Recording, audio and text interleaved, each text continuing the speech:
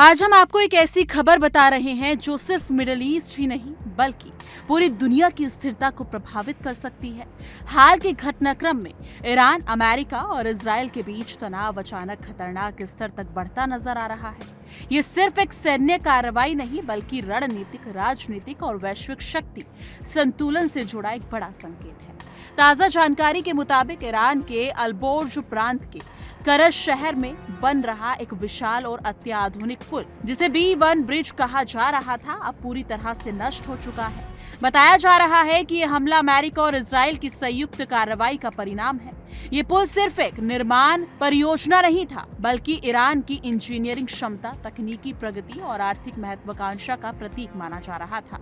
लगभग 136 मीटर ऊंचा और 1050 मीटर लंबा ये पुल 8 हिस्सों में विभाजित था, जिसमें सबसे बड़ा हिस्सा 176 मीटर का था। इस पूरे प्रोजेक्ट पर करीब 400 मिलियन अमेरिकी डॉलर यानी लगभग 35,000 करोड़ रुपए से अधिक खर्च किए गए थे। खास बात यह है कि इस प्रोजेक्ट में अपने अंतिम चरण में था और जल्द ही जनता के उपयोग के लिए तैयार होने वाला था, लेकिन उससे पहले ही इसे पूरी तरह से तबाह कर दिया गया। इस घटना के बाद अमेरिका के राष्ट्रपति डोनाल्ड ट्रंप ने एक बेहद सख्त और चेतावनी भरा बयान जारी किया।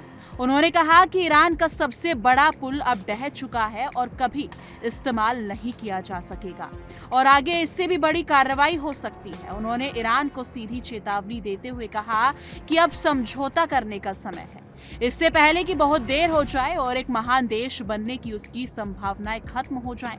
ट्रंप का ये बयान न केवल राजनीतिक दबाव को दर्शाता है बल्कि ये भी दर्शाता है और संकेत देता है कि आने वाले समय में हालात और गंभीर हो सकते हैं। लेकिन ये मामला केवल एक पुल के नष्ट होने तक सीमित नहीं है। ईरान के स्वास्थ्य मंत्रालय ने दावा किया है कि राजधानी तेहरान में स्थित 100 साल पुराना मेडिकल रिसर्च सेंटर भी हमले का शिकार हुआ है। यह संस्थान 1920 में स्थापित किया गया था और ईरान में चिकित्सा अनुसंधान और दवा विकास का एक प्रमुख केंद्र रहा है।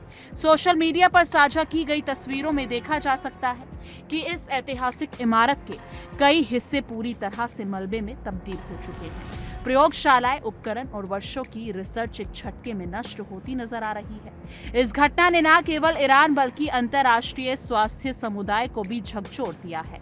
ईरान के स्वास्थ्य मंत्रालय के प्रवक्ता हुसैन केरमनपोर ने इस हमले को वैश्विक स्वास्थ्य व्यवस्था पर सीधा हमला बताया है और अंतर्राष्ट्रीय समुदाय से इस पर ध्यान देने की अपील की है।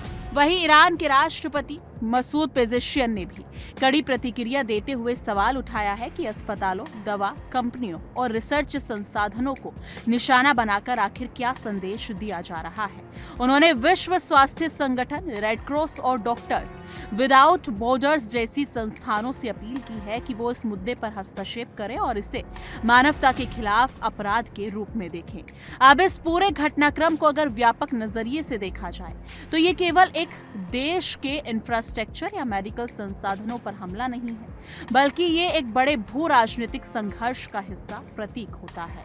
विशेषज्ञों का मानना है कि इस तरह के हमले किसी भी देश की आर्थिक और वैज्ञानिक क्षमता को कमजोर करने के उद्देश्य से किए जाते हैं। इसके साथ ही एक रणनीतिक दबाव बनाने की कोशिश भी हो सकती है ताकि ईरान को अंतर्राष्ट्रीय वार्ताओं में झुकने के लिए मजबूर किया जा सके।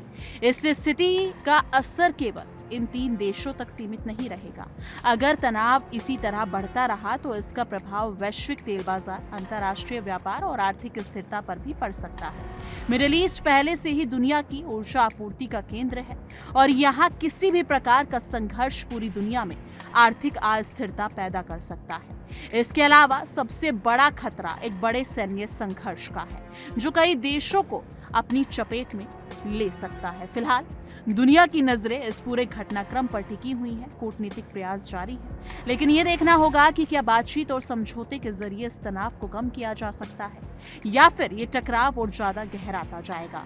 आने वाले दिन इस बात का फैसला करेंगे कि ये स्थिति शांति की ओर बढ़ेगी या एक बड़े संघर्ष की दिशा में। लेकिन आपको क्या लगता है, जिस हिसाब से दिन ब दिन स्थिति बढ़ती जा रही है, तनाव बढ़ता जा रहा है, तो आने वाले दिनों में क्या कुछ हो सकता है? क्या अमेरिका पीछे हटने वाला है? क्या अमेरिका ईरान के आगे घुटने टेक सकता है या फिर ईरान कुछ बड़ा करने वाला है? आपकी इस मुद्दे पर क्या कुछ राय है? कमेंट सेक्शन में अपनी राय जरूर साझा कीजिएगा। देखिए इंडिया डेली 24/7 अब आपके स्मार्ट टीवी पर। इंडिया डेली मौजूद है सभी डिजिटल प्लेटफॉर्म पर लाइव और लगातार। इंडिया डेली 24/7 हर दिन राष्ट्र को समर्पित।